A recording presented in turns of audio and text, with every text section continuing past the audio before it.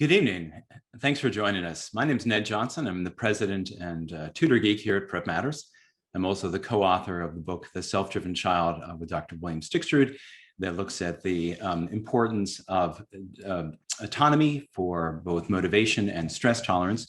My guest this evening is Mark Salisbury, who's the co-founder and CEO of TuitionFit. Good evening, Mark. Hey, Ned, how are you? I'm doing great, and you? Well, I may have to trim my beard because here in Iowa, we finally had 24 hours of above zero temperature. Oh, hot diggity. It's pretty much summer. That's right. I'm in my swim trunks right now. I love it. Well, let me shine a spotlight on you for just a moment and introduce you to folks.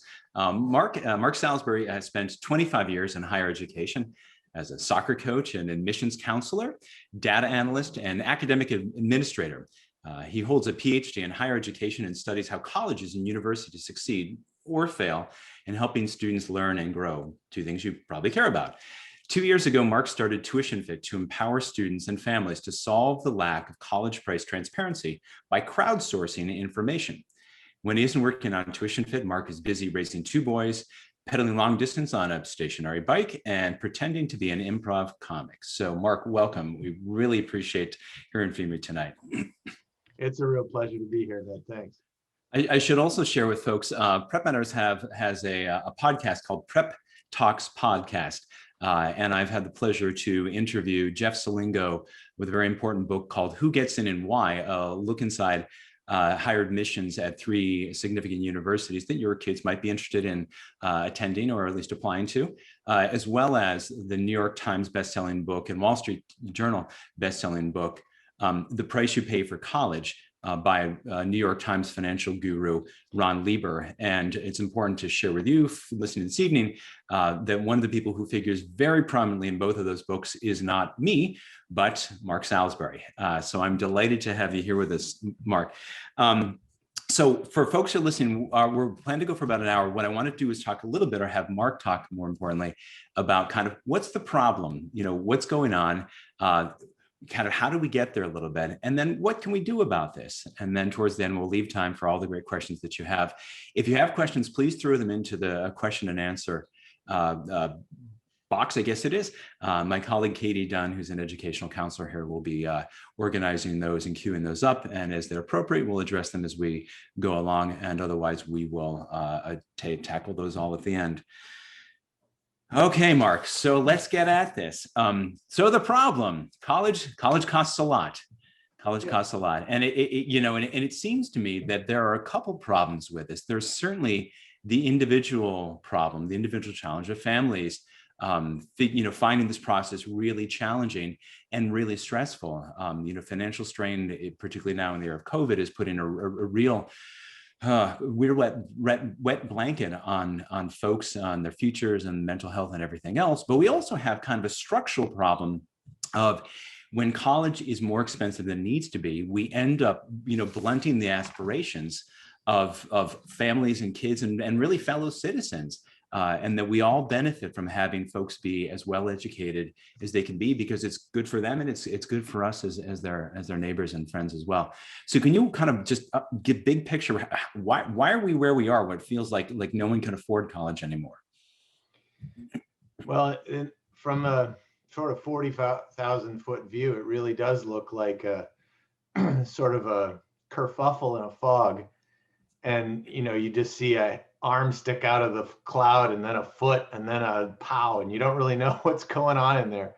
And that in itself is part of the problem, is that the information that people need, the public needs and wants to make the kind of decision that they feel that would be most appropriate for them, that information is either shrouded, or it's not available at all, or it's hidden until the end of the process, when it's the information that folks would have preferred to have, or not even preferred makes it sound just like, well, maybe the stuff they really needed to know at the very beginning of the process. The information is almost in the opposite order from the way that a consumer needs that information to be available. And as a function of that, in the absence of the kind of good information that we need, it sets in motion all of the different sort of emotional pulls and seduction and anxieties and all of the things that come to play, both from the not knowing and at the same time the marketing that the colleges and universities are going to do, because they're businesses and they need to get people to come to them. And so they're pretty effective at that stuff. And we want education. We like it. We think it's a really important part of our society, and for a lot of good reasons. So we're sort of we easily swoon over all of those ideas. And all of that's happening in this storm without any kind of information for us to tether it to anything. And as a function of that, we really have ended up in an environment in which people are just unable to make really solid decisions, but they have to do something. And so they grab for whatever they can grab for. Now, a lot of folks, though, I think probably find themselves in that pickle that you described, that they apply, they do all that hard work, applications, essays, sweating, crying, whatever. And at the very end go, oh, that's the bill. Ooh. Because I certainly, I certainly think there's a sense, and I know I experienced this when I was much younger, that somehow colleges will step up and make this happen for me. They'll somehow find a way for me to make it pay, and to make this work. And you share, of course, that this isn't always the case. And I'd love to talk about that as well as. But there are those net price calculators right there on the website that tells us how much. It tells me, as a family, how much I should have to pay. What's wrong with those? Don't those things work? Shouldn't I be using those? So yeah, the bad news is the policy that put those in place did not also require that they be accurate. And yeah, it's a little hitch problem. Glitch in the system. Glitch, yes, a mere glitch. So first of all, when they were introduced, the colleges and universities didn't want to do this. And so they sort of sent the assignment down to the lackey in the office down the hall. And the website on the place on the website where the net price calculator was put was oftentimes 10 clicks away. Nobody could find it. And it was very, very difficult to track down. And then it was a calculator, which for a data nerd like me sounds cool, but for anybody who's a normal human being, it looks like a giant spreadsheet with all these weird questions, and it's complicated and hard to make sense of, and so people stopped using them. Then colleges said, well, we kind of would rather that this thing work as a way to get people to want to apply to our school. So we're going to make them produce numbers that are more attractive, and we're going to make the way that they convey information more of a marketing move than a accuracy move. So stop and explain that a little bit, because that's important. So if I repeat that back, the net price calculator that colleges have, one may be a little imprecise, and I've read some of your great work, in part because the information is often based on projections from 2 or 3 years back. And of course, it seems to me that for most folks, 2020 might be a little different from 2018. So there's that. But you're saying that these net price calculators aren't purely for information for me as a family trying to look at the school, but they're actually used to influence almost, like, hey, we've got a sale going on. You really using to try to get me to apply? So 40 years ago, price was just price, and it was supposed to be a very straightforward, yeah, this is what we cost. We've got some need-based scholarships for people who really need it. Otherwise, you're going to pay what you're going to pay, because that's what we charge. Simple as that. Over a stretch of time, colleges and universities got into this idea that price tag is a signal for quality. And that's all it is. We just signal quality. So the price tag's higher, that means we tell you that we're better. And of course, when one school does it, then the other school says, well, they're not better than us, so we better put our price. And you started to see this go on across the entire industry. And the price tag was simply about signaling quality. So with the net price calculator, it's simply about trying to get people to be encouraged to apply. So the net price calculator isn't supposed to be that sort of blunt truth instrument. It's supposed to be a part of this process that encourages people to, or doesn't discourage people from walking away from that institution and not applying because the school wants the applications. So this might look like something. The price tag is $50,000. I put in a bunch of data about where I am, my family, my financial situation, my grades, my GPA, and it pops out a number saying you might only your price rather than 50,000, you might pay 30,000. So hey, because of you and wonderful Eunice and whatever else, we're going to give you a discount of $20,000, and that's 30,000 rather than 50 sounds a lot more reasonable. And then I apply, believing that that's going to come together, and then may or may not come together at the end of my senior year. Right. It's the beautiful fine print at the bottom of every net price calculator. This is not binding. Things can change. So anytime they have a different price, things changed. Now, another issue that has happened is net price calculators will weave loans into their offers so that it'll look like you're getting a better price, but some of that price is a function of a loan that you may or may not want to take out. But the larger point is we created a system in which sticker price was not to indicate anything about whether you could afford it or not. It was just to indicate quality.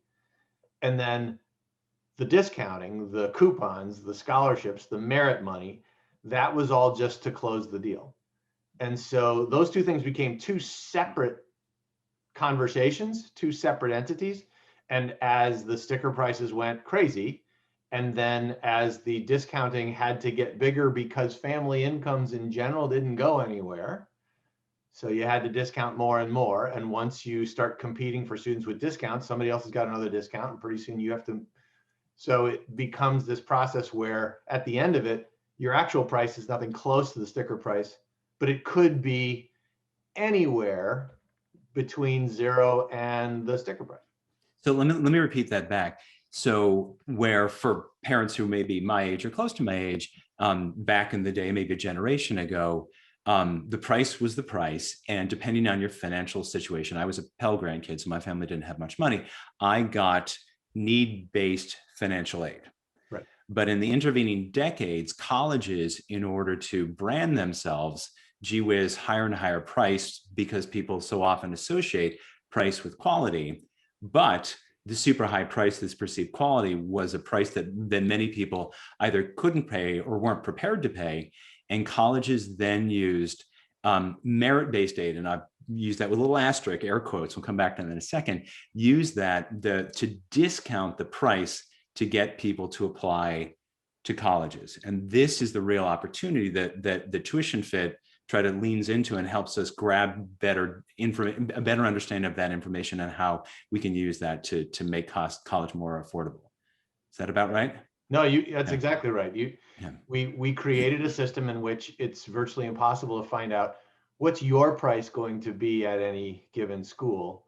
And more importantly, for families today, the question becomes reversed. The question is, I'm going into this college search process, and we know that as a family, we can't really spend more than $20,000 a year on college for our daughter. So there's thousands of colleges out there. Just tell me which ones are the ones that will give us a price of $20,000 or less. And then I can go and do the rest of the digging and look at the majors and look at where it's located and all these other things. But now I know that I've started with the most pressing issue for me, which is price. And that's the question that most people are really wanting to ask now. Just because we now know how to shop this way. They're shopping for a car or shopping for a house. This is what we do, right? Nobody likes the go walk through a house, fall in love with it, and then find out there's no way you can afford the payments, right? Try doing that with the 17-year-old who falls in love with all that ivy. Yes. So this becomes a real challenge. And so the public has flipped it around and said, can you help us shop by price to start with? That's not how the system works. Even if the net price calculators were accurate, let's just say they were all perfect. You'd have to go to each individual college, run their net price calculator, build a big spreadsheet over the weekend, and then run a filter. I sound like an Excel nerd because I am, but nobody else. And we're grateful for that, Mark. We are. Nobody's going to do that. It's an incredibly overwhelming question, right? It's an overwhelming issue for anybody to try to do. And somebody just already asked the question that lots of people want to go to is, does anybody pay the sticker price? Which means I almost want to say that like the old Chicago song. Does anyone really know what time it is? Yeah. But in fact, most recently, there's about 1 in 10 students in college across the entire country that are paying the sticker price, about 1 in 10. And everybody else is paying a lot less than that, to the tune of, if you look at colleges across the country, the average discount rate across all the prices that a school gives, the average discount rate is now in the order of about 55% off. Now, I want to, this point you make about, only 1 in 10 really pay the full price. This is really important. And I want to come right back to that. But before we do, I want you to just explain, if you could, a little bit kind of what merit money means and how it's not actually merit money. Yeah, there's a whole bunch in this, and we probably could go on a long toot here if we wanted to, Okay. but essentially it's the college says, we want you, student type A, X, whatever it is, because you are a good kind of trophy that we need to have at our school. It could be as simple as, how can you have your annual Christmas festival and do the Messiah without enough tenors? So we got a bunch of money, and if you can sing and you're a tenor, we're going to give you a ton of money. Or it could be, professors love to be able to brag about their genius students. So we've got a bunch of students here that are applicants that have genius written all over them virtually. So we're going to give them a bunch of money. And what was really interesting about the merit thing is it started out with, okay, we'll give people a little bit of money for academic stuff. And then it became, well, that's working. So why don't we do it for a couple of other things? Well, why don't we do it for a couple of other things? And it turned into this kind of almost absurd game of, people joke about like the left-handed blonde from North Dakota at a school in Florida, and there's a scholarship for him. Like, it's not so off the rails to think, yeah, that's merit. And Ron Lieber in again, the price you pay for college also describes merit money is basically a coupon. Yes. Meaning that, as I understand this, and please jump in, that if the college can determine from who this kid is, academics, test scores, what have you, that the kid is likely to go to this school and our school is this, right? Or, they say, well, they would pay $50,000. He even used the example that if a student had been admitted to Duke, relative to Duke, Hopkins feels like, though it's an incredible university, a half step less sexy, for lack of a better word. And Hopkins knows, if I want this really talented woman who's going to study, biomechanics or whatever, if we discount the price by $10,000, we can lure her from Duke to Hopkins. Even if, and this is the important thing for everyone who's tuning in tonight, even if the family could afford to pay the full rate at Hopkins, because the actual sticker price is not an accurate representation of the actual really cost. And if they discount, I'm just making the numbers better than I, but if the actual tuition is $50,000 and they discount it by $10,000, they get this talented young woman to come here, but they also get her $40,000, which they need to keep the lights on and make the whole thing afloat. So that this merit money is often is an evaluation of what people really, not what can they pay, but are they willing to pay for me to pull this kid for talent, but also this family, because of their ability to pay 80% rather than 70% rather than 60% of the bill. There are,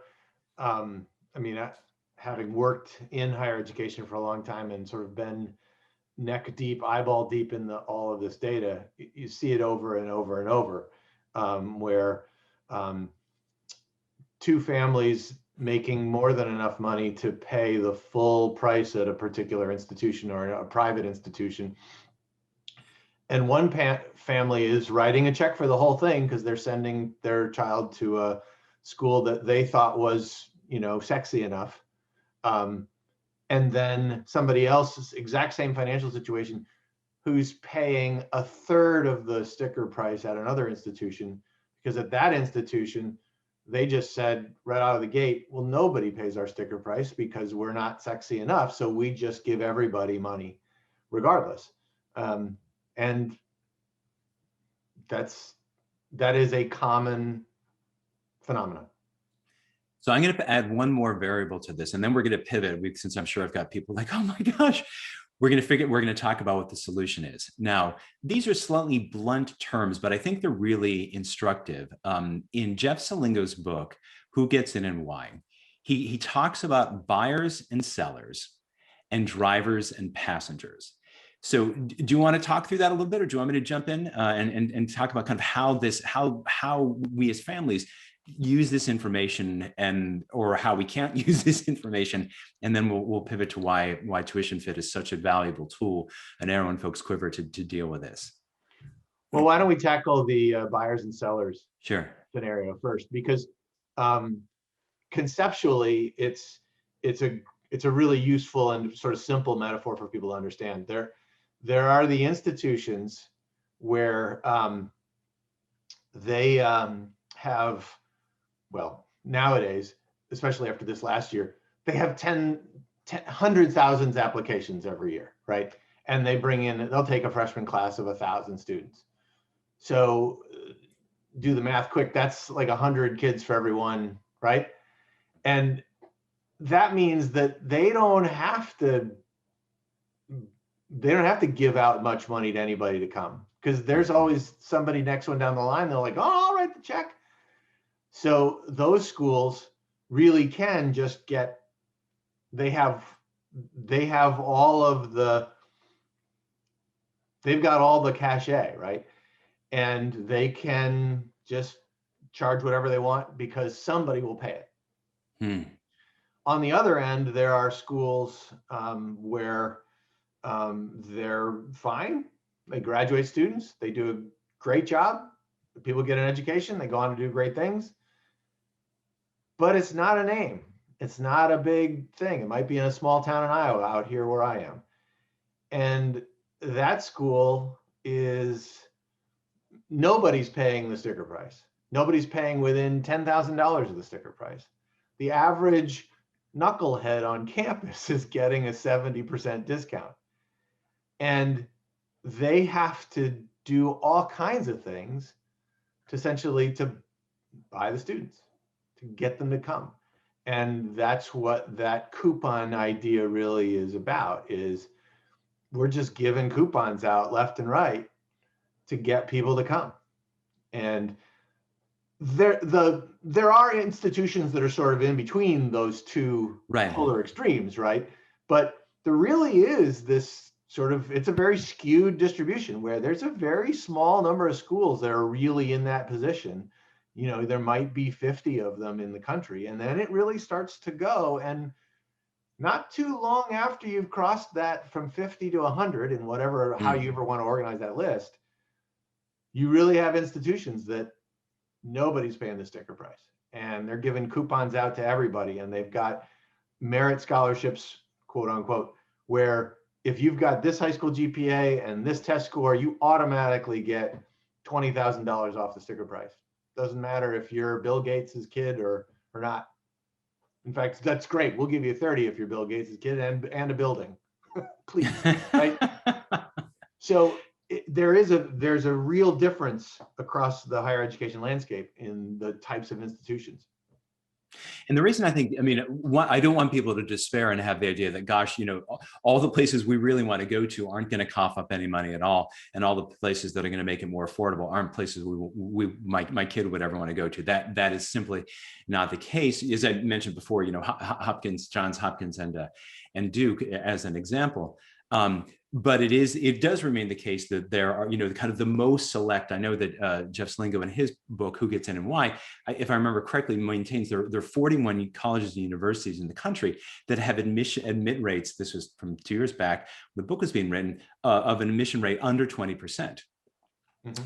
And so the vast majority of colleges are much less selected than we might imagine them to be.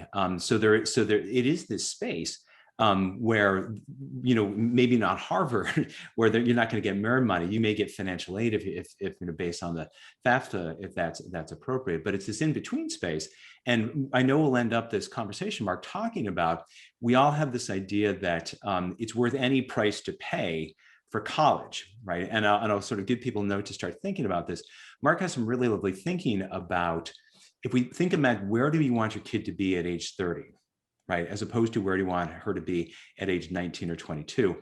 Then all of a sudden this cost, and where do we as parents, where do I want to be? I have a dear friend whose kid, senior in high school, was applying to, very strongly academic, but ended up applying to both Toronto and McGill. And she said, if this girl got the scholarship, the financial aid at Toronto that they expected, that he could retire in 2 years, even being prepared to pay for his next 2 kids coming through. But if he went to school in the States and had to pay closer to full price, you'd have to, another 4 years or 5 years of work. And so particularly with the strains and struggles that so many people are facing, any college at any cost, I think, there should be a limit to that. So the problem, so if we frame it up, the price of college has gone up and up and up, but what people actually pay has not moved in lockstep with a sticker price.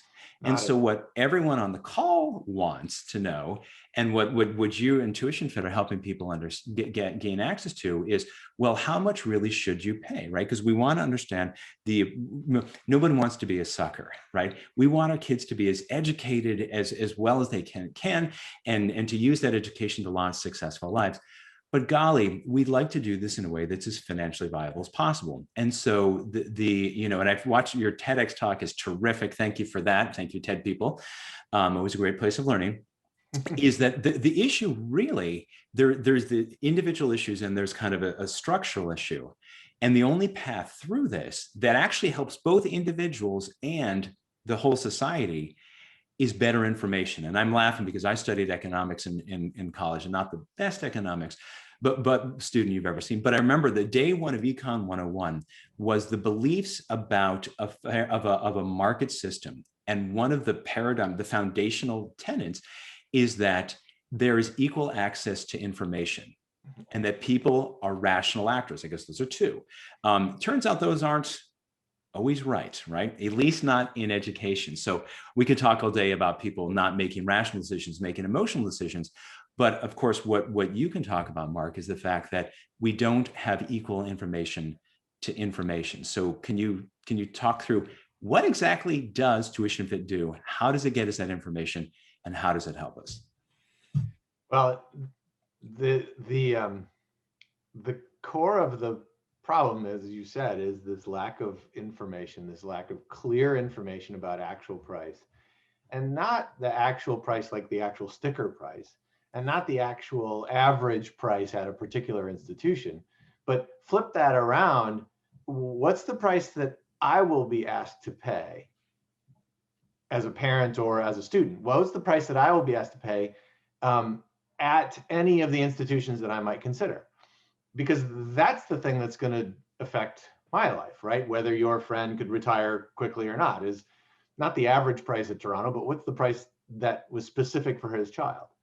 And those prices aren't hidden in a vault somewhere. They're sitting in the financial aid award letters that students receive by the millions every year. The problem, of course, is that data is distributed across millions of kitchen tables and online portals, and each student applies to a couple of schools. They end up with a couple of prices, and for each student, those set of prices look like the sum total of options. And the public doesn't know anything beyond that. So with TuitionFit, what we did was to say, look, why don't we just create a way that we honor the trust exercise of sharing somewhat personal information that would be in a financial aid offer letter, and make it possible for the public to build the solution ourselves. Because as you were sort of alluding to, we're in a place where as a public, we can be angry at the way higher ed is doing things or the way things have played out, but higher ed's just really bad at change. They're just not designed to do that very well.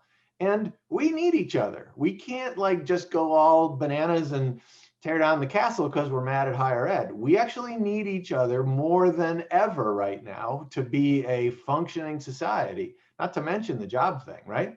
So we as a public can build the solution if we share the information that we have. And I'm sure that some people out there are thinking about, wait a minute, that sounds like a Glassdoor thing, or the whole thing about sharing salaries. You're exactly right. And if anybody remembers Edmunds in the car industry of 20 years ago, this is exactly how they did it. Share the information, put it into a central location, organize it in the way that is useful for the consumer. And in TuitionFit's case, we know how colleges organize prices because we did it for a while. So we now organize the data so that when a student shares a financial aid award letter that they've received, as a free exchange, they get to see all of the offers that other students just like them, similar in financial status, similar in academic profile, have also shared from whatever schools they got them from. And collectively, you build a Kelley Blue Book for college pricing. And that allows a couple of things that we can sort of talk about as you go. But in the context of where higher ed is right now, where there's far more supply than there is demand, there's way more seats in colleges, especially off that top selective elite group of schools, everybody else. Off-Broadway seats. The off-Broadway seats, right. Yes. And the schools they've been negotiating prices with people for a decade now, if not more. When families have this information, they now have the power and the leverage to be able to put whatever offers they've got in context and compare and be able to, with more confidence and I think more sense of what's a fair price, be able to negotiate and appeal and end up with a price that's a better price than they would have been asked to pay otherwise. Now, let me, to my mind, I see so first of all, when people put that information, it's all anonymized, right? Just, for people. Okay. Yes. This is the trust exercise part that was so important. People upload award letters. They upload them unredacted because we have to verify that they're real. If we're going to put data out there, the data integrity is sort of everything. But then we redact all the private information and then show the user the redactions that we've done, and the user has final control to approve or reject our redactions. So if somebody says, no, I didn't like how you didn't redact that word or this, or hey, you missed my name on page 2, you got control of that. You can reject it, send it back to us, and we'll fix it. So that thank you, that's helpful. Really huge, right? Yeah. Because this is like, and one of the things for us was 2 principles. One was this has to be a free exchange. And 2, we're not going to be a lead generation tool for whoever sell your name to the highest bidder. Like that's part of the problem in higher ed is this massive industry of enrollment management industrial complex that's get your name and sell it and you're the product. And, maybe sounds like Facebook because it's the same model. And that's part of the problem. So our first plan was we're not going to be part of the problem. But once that happens, then yeah, you can see this information and use it as you would see fit. Love it. So let me, to my mind, I can imagine sort of 3 different groups for whom the TuitionFit would have different benefits.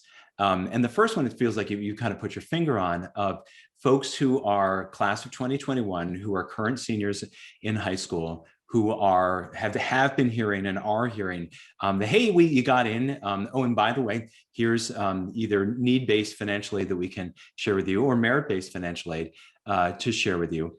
And folks will be, in the spring before March 1, having to decide, where am I going to go? Gosh, I love this school and here's the price. I like this school and it's its price. And you're saying that between now and then, with TuitionFit, there's an opportunity to change. You're not going to change the school, but to change what that financial aid package might look like. To have that right? Yes. Okay.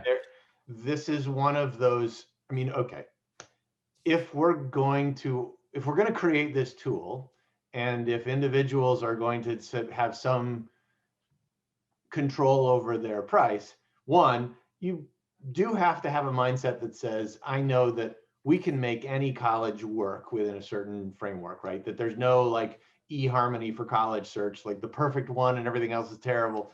Like there's a bunch of different schools that would work and I can make all of them work.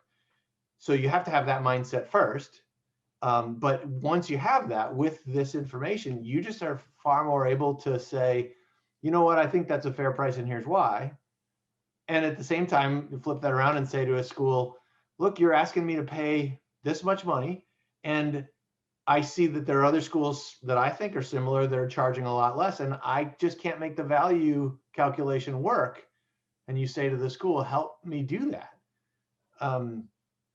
You give them the opportunity to find you somewhere in the middle.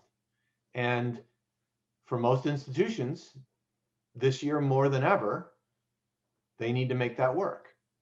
And this is the opportunity for us to essentially solve one of these really difficult, intractable problems of suddenly prices are transparent. Now what happens? One thing I think it's worth sharing is that you mentioned enrollment management, and this is a whole industry and incredibly important people in universities who more or less didn't exist, 25 years ago. Right. And basically, these are people who are, the college version of Moneyball. They're trying to figure out what percentage of these people are whom we've accepted are going to matriculate, are going to attend our college, and of these, what are the divisions? Which of these people are going to be able to pay this much, are going to be able to pay that much? Because ultimately, if we need $10 million in tuition to keep the lights on, to pay the professors, to advance educational objectives, blah blah blah. We got to figure out how to get that $10 million.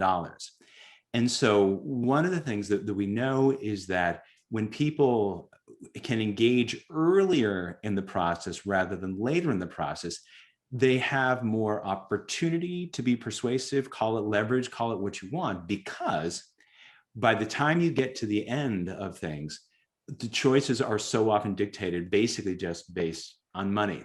And I know Jeff Selingo talked about this with some somewhat heartbreaking stories about Emory. And at the end of the day, when they're trying to make decisions and they're really looking at, ability to pay, even for schools that were trying to be need blind in their admissions, when they got around to final decisions, getting people off wait lists and this kind of thing, that became more and more important, because ultimately, without enough money, without enough revenue, things don't work. So folks, who have kids who are seniors now, to start the process, earlier rather than later is likely to help them. Do I have that about right? No, you absolutely do. I mean, the worst case scenario is the scenario where, worser case scenario is the one where, the family's applied to 10 schools and got into 8, and that's wonderful. Except for there's only one of them that really is anywhere close to the price tag you're able to pay. And now what, right? Now what? And that is one of the things that drives an incredible amount of anxiety for families who are in that sort of squeeze spot where they don't qualify for Pell Grants or much need-based aid, but they couldn't just write a check tomorrow for the full price. And so there's that. The worst case scenario is ending up in a situation where you don't have much flexibility at all, and you really have no leverage. The better scenario is if you knew that all of the schools that you applied to would, if they accepted you, would also then be in your price range. Then you've ensured that of all those 8 applications you got into, you actually can consider all 8 of them seriously. And you can then use that information along with the TuitionFit data to drive the prices down further and end up at a price that really makes things possible for you to use the money you have saved for college more efficiently. maybe have some for left for grad school even, right? I mean, nobody's got a money tree, and if they do, I really would like them to put their address in the chat. So let's talk about that, because I know you've done in your prior life as a significant academic, looked at structurally what happened for students, particularly lower income students, where money was an issue. What happened when money was addressed at the beginning rather than the end? And I don't know if you want to share the story about studying overseas studies. Yeah. I think was such a fascinating thing, and I think would apply to folks who are listening in, or educational counselors who have clients who are junior year or sophomore year, freshman year, and what happens when we just have open, not hard conversation, but open conversations about the cost of college at the beginning rather than at the end. Yeah, there is some really wonderful work on this stuff that is generally called student choice theory. And it's just the idea that when you're talking about a scenario in which it's just one decision decides whether you go to the store or don't go to the store, it's sort of a simpler scenario. But in the college search process, the college access question, and in study abroad, it's a series of decisions that you have to make before you would ultimately access a college or go on a study abroad program. In the study abroad case, it's you have to talk about curricular issues. You have to sort of figure out which courses you have to take when, to make sure that the courses you take overseas would count back at your home institution. You have to figure out application stuff and all of the different things you're going to need to be eligible to go to that country. Maybe it includes shots and a bunch of other things, visas, the whole bit, right? And the study abroad world is sort of famous for being, shall we say, elitist and full of more wealthy kids studying abroad. And the field said, we really need to figure out how to get more students who are lower income students and historically marginalized groups to, because it's even more transformative for them than it is for all kids. Absolutely, right. Great idea. So lots of scholarship money was donated and lots of schools built scholarship funds just for study abroad. Nothing changed. Numbers didn't go anywhere. And even though the money was there. Yes, even though the money was there. One institution I know of was regularly taking about a $2 million chunk of funds and putting it back into the general fund at the end of each year because it never got accessed for study abroad students. Wow. What they found was that the money question was always the last issue to be addressed. So the student would be encouraged to study abroad, convinced to look at study abroad. They'd come in, they'd look at programs, they'd pick this place they want to go in the what major, they'd decide the semester that they would want to go abroad or the year they'd want to go abroad. Then they would start to get the visa and the application, all this, and then you would start to get closer to the cost issue. And that was when you could apply for scholarships. And you didn't know if you got them, even though they would say, oh, no, we got tons of scholarships. Don't worry, it's good. If you're somebody who's got money, that's a minor annoyance. If you're somebody for whom there's no way this works unless you are given the money to do it, as a human being, you've had experiences where you've had your heart broken after you put yourself out there for something. And after a while, you see that coming from a mile away and you say, you know what, I'm not doing that again. That hurts. I don't want to do that.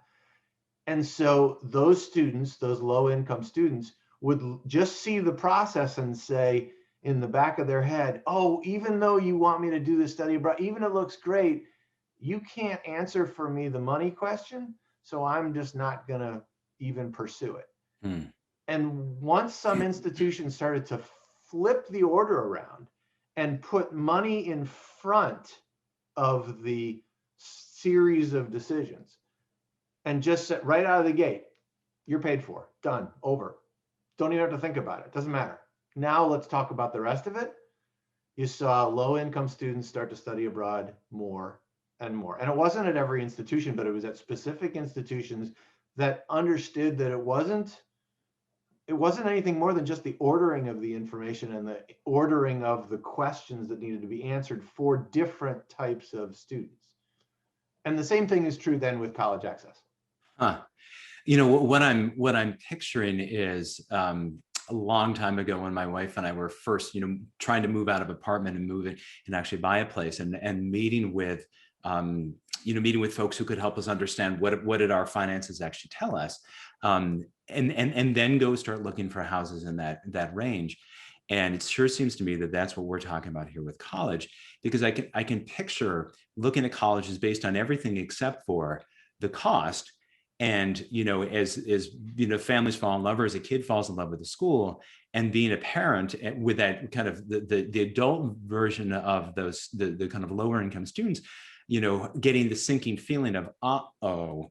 And I can just imagine as a parent start trying to just sort of gently or kind of in a somewhat sneaky way trying to say, well, maybe that's not the right college for you, and trying to kind of down talk a college.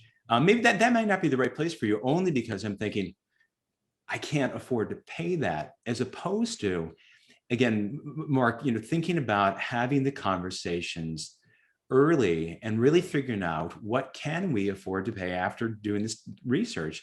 And there's some really good questions in here, some wrinkles in this that people have asked that are more precise than what I've asked of you. So I'll love to pick these up in a moment. But big picture, having the conversation earlier rather than later of how much money can we as a family, can we, and are we willing to, in a peaceful way, allocate towards a kid's college career. And to your point, even thinking about perhaps a longer arc of both college, and graduate school, and what might come after.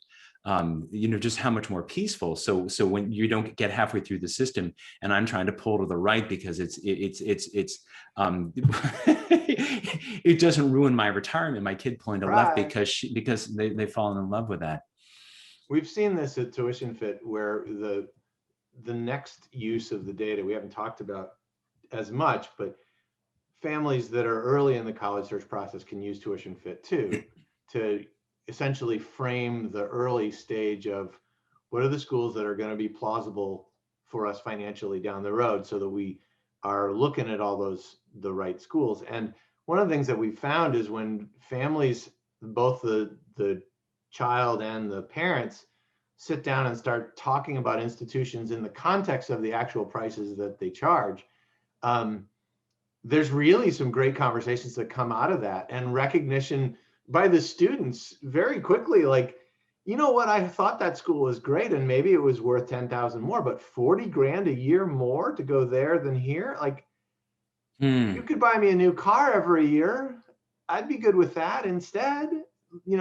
And they're joking, but they get that there's a value calculus that goes on here, and when you have the actual prices, you can have that conversation, and it does create such a better atmosphere in the family as you're going through the process of looking at schools, because you can tether all of those emotional pulls to, yeah, but those dorms were nice, but for $30,000 more, Hmm. not so much, I right? just I just interviewed today Julie Lithcott-Hames, who folks may know, wrote the book How to Raise an Adult, and she has a fantastic follow-up book called Your Turn about adulting. And so for all kind of folks who are out of college or out of college age years, and I have this in my head when I hear you talking about this, Mark, that talking with a kid who's 14, 15, 16, 17 is not too young to be talking about that there's cost and there's value. And you and I had the conversation earlier about you having a conversation about where do you think you might want to be in 30 years, and not are you going to be a doctor, you're going to be a teacher, whatever you're going to be, but envisioning what it could feel like to have successfully graduated college, maybe do volunteer, maybe do Peace Corps, maybe do graduate school, but also to your point about an extra $30,000 for a nicer dorm, of what does it feel like? What does it feel like to graduate college with $14,000 of debt rather than $60,000 in debt, and how, or no debt, and how does that liberate you to make choices and not have them be constrained by financial pressures that you can't escape? Mm-hmm. Well, the implications down the road are really important. I mean, as a parent, I want my son at age 30 to be in a place where he really has choices and he really has options, and he's living a life of fulfillment and fullness that he can live because he can follow his passion. He can choose to do something that may not pay as well as something else because he really believes in it, or sees its values in society. And he's not sort of stuck with, I'd love to do that, but I can't because I've got an $800 a month loan payment. And Changes your so, choices. yeah, that's a difficult one. Let me, Mark, there are a bunch of really great questions in the Q&A, and I'd love to get through all these. We may go a few minutes past 8. Do you have a few minutes if we go a little past 8? Oh, absolutely. There's some great appreciate that. questions in here. Yeah, there are. I love the folks who want to know the specific research. I'll tell you, my colleague, Katie Dunn, who again is a college counselor here and educational planner, is manning the comm here. So I don't think she has that right off the top, but we can we'll take a note of these and set aside, and we can send out an email along with her post recording and point you in the direction of Mark's research on that. But I don't know if you have an order of these, if you're taking a look at these, Mark and Katie, once we tick them off, if you can just drop them out, that would be great. So good place to start. One person writes, as a parent, I would like to construct a college list with information on merit awards, but would it only make sense if it associates aid with GPA and SAT and that sort of thing? So how early can people start doing this if they don't have, you don't have all the data, when you're a 10th grader that you will have when you're 11th grader? So a lot of times I'll ask the question when somebody frames it as I need to look at schools that give a lot of merit award, and I ask, is there something about the merit that is really special, or is it really just that you know that you need to pay a price that's substantially less than the sticker price? And usually the answer is, well, that's the language that I've learned from smart college people all around the country. But at the end of the day, I just need to pay a lower price. And there's a couple of ways to really ensure that you're in the ballpark. And one of those is to look at the average academic caliber of the student, both in terms of test score and if you can get at the GPA stuff, even though oftentimes colleges will sort of create their own recalibrated GPA. So it's probably better to know what your unweighted GPA score is. But if you're in the top 75% of the students comparatively that an institution has been accepting and enrolling, then you're probably going to get a lot of merit money because you are comparably attractive. You raise their averages, right? Sorry? You raise their averages, right? Yes, right. Yeah. And you are the kind that, looks not like everybody else that's applied there. If you're on the bottom part of it, then. And I would jump in there really quickly. I know in Jeff Selingo's book, he talks about what Northeastern University did. Mm-hmm. And basically they looked at bright, capable academic kids and more or less bought their attendance with a coupon, with the merit money, right? And really elevated the profile of Northeastern. And WashU did this 20 years ago, right? And used that as a way to very consciously bring in a different caliber of kid. And so anyway. Yes. Yep. And it all worked out so nicely for them because the US News rankings would value those different things, and then they would get their ranking bumped as a function of them giving out those coupons. And so then after a while, it became a thing where you could just kind of ride on that coattail. And I see there's a question at the top says, does this really work? Would the student who is accepted to 8 of 10 colleges get the same colleges to offer the best price? Would Grinnell match what Knox College charges? And from my perspective, that's a combination of having a conversation with a really good college counselor at your school or someone and using TuitionFit, because you have to understand the data, but you also have to understand where the schools are in kind of the pecking order and where you as a student line up compared to other students there. There's a piece of this that we're asking families to really think differently about the college search process. Traditionally, it's been pick the college and then figure out how to pay for it. Mm-hmm. Expand that out a little bit, and it's pick a group of colleges and then figure out how to pay for whichever one you wanted to go to. And what we're saying is that the long play is to be in a situation after college where you have very little or no debt. And if that's the case, then you walk it back from there. It probably makes a lot of sense to start by picking schools that aren't going to charge you the kinds of prices that would require you to end up in such debt. And so as a function of that, you may very well not end up in a situation where you really had both Grinnell and Knox in that same list of schools. But even with that said, there's certainly a scenario in which Grinnell and Knox would compete for a student, but not all students.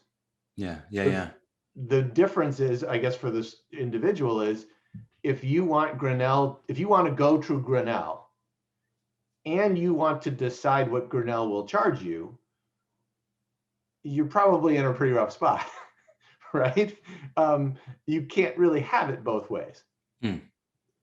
Unless you're pretty supersonic. Yes. Yeah. Yes. And you're willing to build a building for them. Oh, well, you know, I was thinking, I know Ron Lieber had that really well-read piece about should you tell your 8th grader that you can save $100,000 on the cost of tuition if they get all A's? Now, I say this, you know, with my work with Bill Sticksherd and the Self-Driven Child, I certainly am apprehensive about doing anything to put more pressure on kids, you know, particularly right now with COVID. But it is an interesting question, you know, because going back to that parent who asked, I'd like to construct a college list with information on merit awards, but how do I do that if I don't know early enough? And simply, you can go now and act like you're a junior, even if you're a freshman, and put information in there and saying, you know, if I had these grades and this SAT score, what kind of merit might I be looking at? If I have those grades, and that what might I be looking at? I had a family from the DC area who both of whose kids went to Emory, and they approached me really early on and say, look, if we get this score on the ACT, we're going to save $20,000 a year over the course of 4 years. So the return on investment for us getting this really good ACT score is pretty significant. And I don't, and please, for anyone who's listening, I am, you know, this year for both class of 2021 and for class of 2022, all of these, almost every college you can think of is test score optional. And there are all sorts of good reasons why that's a good thing. And I don't want to tout, you know, toot my own horn here saying you got to invest in test prep. But to the question of, if my kid is younger and isn't a junior, doesn't have this data, can I figure out what we would pay? And the short answer with TuitionFit is, yeah, you can plug in this GPA, these scores, you know, some might be aspirational, some might be conservative, some might be right smack dab in the middle, and figure out, does it move the needle a lot? And is it worth our putting time and effort into more of this activity, more of that activity? Yeah, there's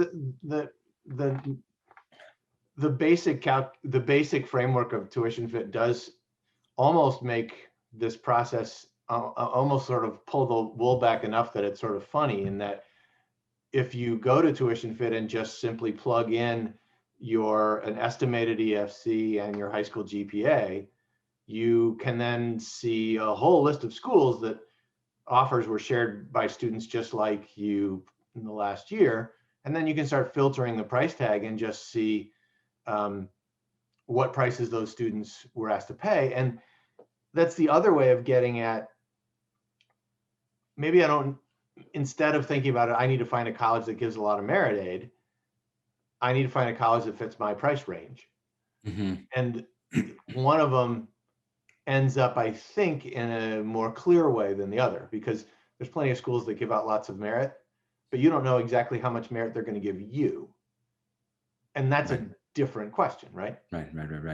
There's a really nice question here, Mark, about GPA and test scores aside. I noticed with a kid from the class of 2019 that his deep resume of extracurriculars also factored into how much colleges wanted him.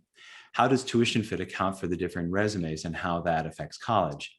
And before you jump in on that, again, I highly recommend Jeff Selingo's book, Who Gets In and Why. So Jeff, by the way, was the editor of the Chronicle of Higher Education for a decade. He's a really, really good thinker, a great person to follow on Twitter, and he's got a lot of presentations like this.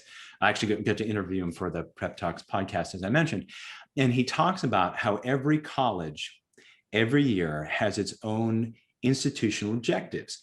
that are really handed down by the president and the board of trustees to the admissions people and say, back to Mark's point, let's find that blonde left-handed tuba player from Minnesota to go to Florida, right? And the challenge is, honest to gosh, you can't really know those things because every school does its own thing and it changes every year. And so this is part of the reason why, particularly if we're trying to have money be part of, not the criterion, but part of the discussion, we don't necessarily want to fall in love with a school and think this is the only, knight on a white horse that can save us, and then pray to heck that we can pay for it.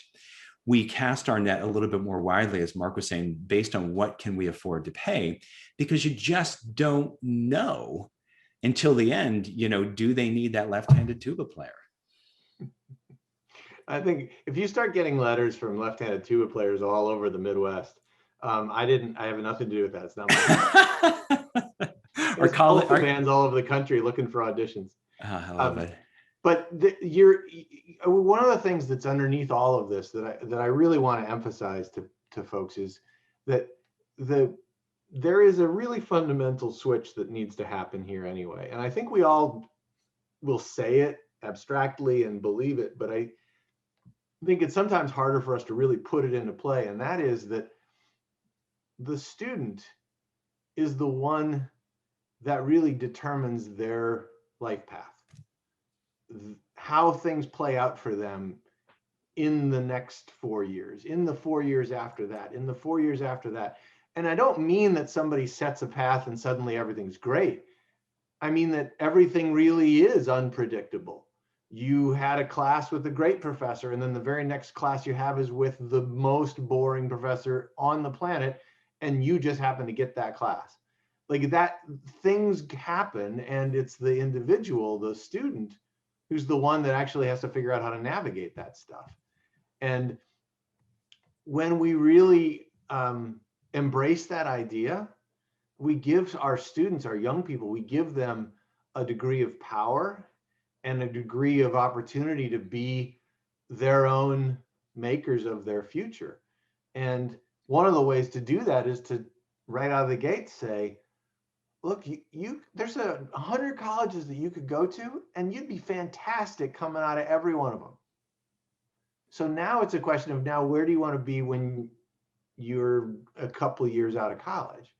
And who do you want to be? And you're the one who can drive that. And I'd love to, and I'd love to end there. First of all, folks, if there are other specific questions, you can catch Mark on Twitter at TuitionFit. You can reach out to him directly by email. You can come back to us as well, and we're happy to get into the weeds on some of these other questions. But I really want to put a pin on that. Some of the research that I know as well as anyone, but I'd like to share with folks.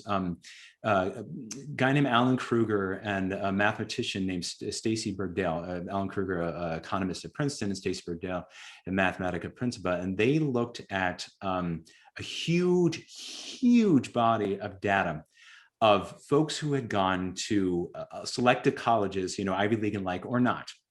And this body of research had been looked at a decade before, and they came to the first people who did the study came to the determination of the huge value add of going to the most elite of schools. And Dale and Kruger went back and looked at it again. And what they did this time is look not at where the kid attended school, but where the kid had been admitted. And they tracked people, I'm just making this up, tracked people who were admitted to Harvard and went to Harvard versus people who were admitted to Harvard and went to Haverford or Hofstra or Hamilton or a bunch of other 8 schools, I'm sure. And then looked at their lifetime earnings, which is an easier thing to track than say happiness, but we can talk about that too. And found that there was no statistical difference, okay?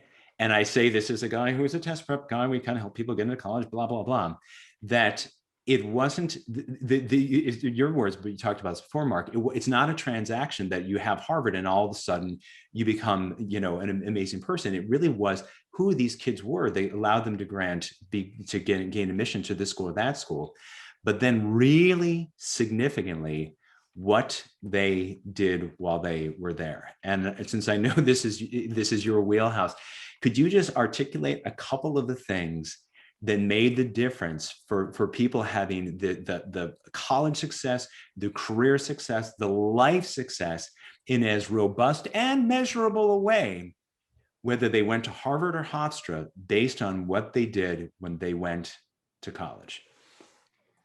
That is a great question, and there is some really phenomenal research in that area now. One, the student really looked to put themselves outside of their comfort zone. They looked to find groups of people, organizations, lectures, musical productions, all kinds of different things that are on a campus going on seemingly 24/7 that are outside of their realm of familiarity. And they not just sort of showed up and checked a box and said, yeah, I went to the opera, but they actually went and said, you know what, I'm going to try to find something about this that I think is actually kind of interesting. Or why, who in the world likes opera and why? I'm going to find out. So they really actually stretch themselves. So that's thing one. Thing two is they looked for ways to integrate what they learned in the classroom into real life contexts outside the classroom. And some of the ways to do that are through community service, community engagement. There are all kinds of campus organizations on a given campus where you really have a social good purpose. You're really trying to do right by the community, whether it's with the neighborhood around the campus, or whether it's a particular political issue or a social issue, or maybe it's just deciding that there's a particular part of campus that really just needs to look nicer than it does, right?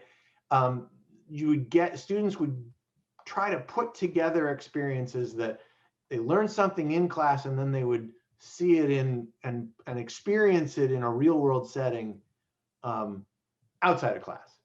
So those were things one and two. And if you did that over and over and over, what you got is this classic educational sense of this zone of proximal development, where you would stretch yourself and then get comfortable in that new space, and then stretch yourself and then get comfortable in that new space, and then stretch yourself. And pretty soon it became just what you do because it's invigorating and it's interesting. And then sure enough, it's a self-repeating thing where you then start talking to people and people you don't know, and they realize, holy cow, this person's got something going on up there. They're interesting. And then you get invited into more new organizations and new groups and new spheres of a social sphere. And you sort of rinse and repeat, rinse and repeat. And if students do that, they learn a ton. And I'm glad to point people to the research that backs that up, but that's what we found over and over with college student success and post-college success. And they measured this, if I recall, in part by looking at whether people were engaged with an activity that transcended more than one semester. Yes. So you're just not checking boxes, you're actually involved with something, presumably if you did it for more than one semester, because gosh, I don't know, you kind of enjoyed it. Yes. And the other point, and I think this is awfully helpful to give people practical, parents in coaching their kids and also kids going forward, is that one of the single best predictors of whether people persist in college as opposed to go to college and come home with a very big bill and not allowed to show it for it, is whether students, particularly first-year students, connect with at least one, and it doesn't have to be more than one, but connect with one adult on campus. Because the power of mentorship and having someone who's paying attention to you and taking some interest in you, and you can bounce ideas off, blah, blah, blah, blah, blah. Again, I was just talking with Julie Lithcott-Hames about this, and the power of mentorship, even starting first year of college, is just profound. Well, I hope this has been helpful to folks, Mark. I am really grateful to you for TuitionFit. I wish this had been a tool that I'd known about when I was first going through this. As we started this talk, I'm really interested in how it can help individual families who are trying to figure out how to make college as affordable as they can, because we all want our kids to be as educated as they can be, but do in a way that doesn't, obliterate other important considerations for family of their own financial stability, particularly during these difficult times, but also that we're all in this together a bit, the opportunity to really simply allocate resources in a more efficient way and really nudge colleges to do a better job and be more transparent, so that your kids, my kids, can all go to college, but frankly, everyone's kids can find the school that's a great match for them, both in terms of the education and the opportunities and the challenge there, but also in terms of fit of what the tuition they actually pay. So it's terrific stuff. Thank you all for being here again. Mark is Twitter handle is @TuitionFit. I'm at Ned Johnson @Prep Matters. We will look forward to seeing you in our next talk. What is our next talk? Oh, it's our, our next one. Yes, maximizing the college visit experience. Ha ha ha. Even when you can't be there, we're teasing. We know this is hard times, but I'm looking forward to that with Katie Dunn and Jeff Knox, educational planners here at Prep Matters. We appreciate you being here. If you have questions, please reach out to us with them. Suggestions, we'd love to hear them.